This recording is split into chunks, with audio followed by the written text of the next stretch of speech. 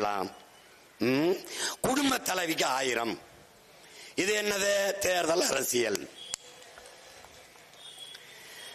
இந்த இளைஞர்கள், இளம் பெண்கள், கல்லூரியில் படிக்க போற பெண்கள் யாருக்கு ஓட்டு போடுறாங்க? இளைஞர்கள் மொத்தமும் சீமானுக்கு ஓட்டு போடுகிறார்கள், நாம் தமிழர் கட்சிக்கு போடுகிறார்கள்.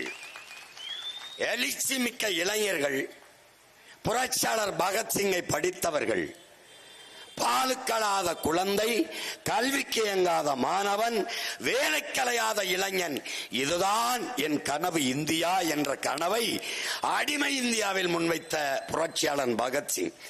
இதை படித்தவர்கள் விடுதலை பெற்ற 75 ஆண்டுகளிலும் இன்னும் அந்த முழக்கத்திற்கான அவசியம் அப்படியே இருக்கிறது என்று நினைக்கிற இளைஞர் பெருமக்கள், படித்துவிட்டு வேலை இல்லாமல் இருக்கிறவர்கள், உயர்கல்வியை படிக்க பணம் கட்ட முடியாமல் தவிக்கிறவர்கள்,